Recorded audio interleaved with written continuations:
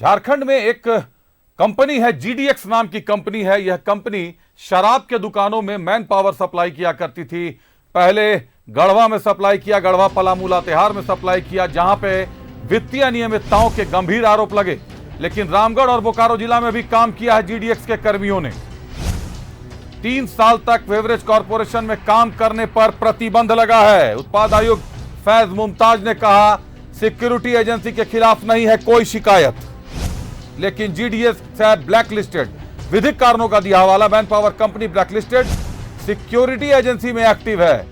केवल रांची में हक को देने हैं 182 गार्ड।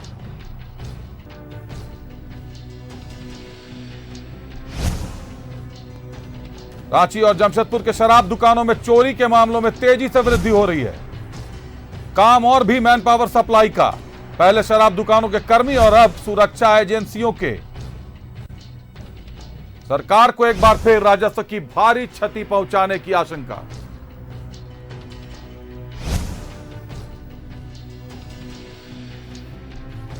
गढ़वा में मैन पावर एजेंसी थी, गढ़वा, पलामू, लातेहार और बोकारो, रामगढ़। इसमें जो शॉप्स हैं उसको चलाने का काम था।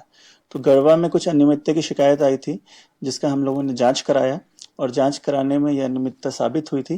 तो उसके बाद जीडीएक्स को ब्लैकलिस्ट कर दिया गया और जेएसबीसीएल के कार्ड से हटा दिया गया है।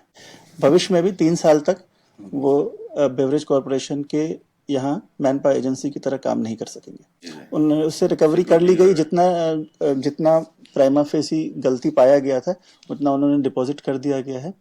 भविष्य में भी और किसी तरह की शॉप से अनियमितता की खबर आएगी तो उस पर कार्रवाई होगी। 5 जिलों में बेसिकली वो मैन पावर एजेंसी का काम कर रहे थे, मतलब 2 जोन है और वो 5 जिले से हटाया गया। जहां अनियमितता हुई, जितनी अनियमितता की उस पे बना था उतना रिकवरी हुआ है उसमें।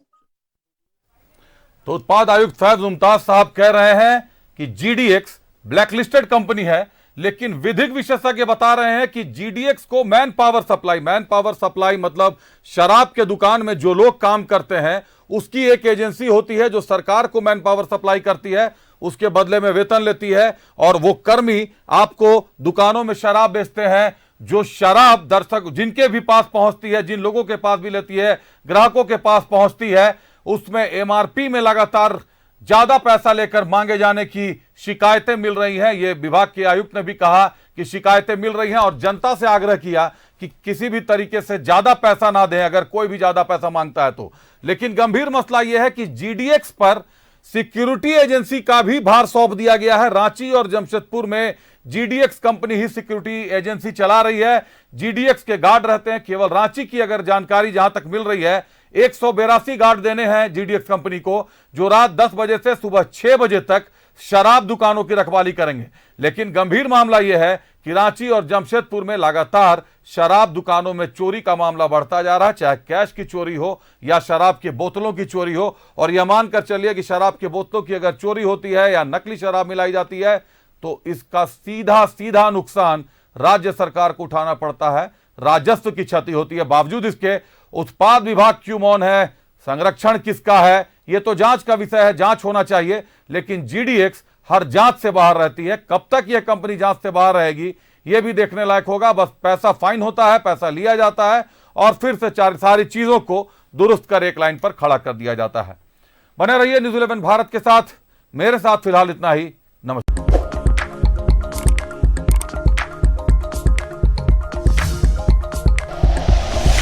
Like and share videos, subscribe करें हमारा चैनल और प्रेस करें बेल आइकॉन। न्यूज़ 11 भारत, सच है तो दिखेगा।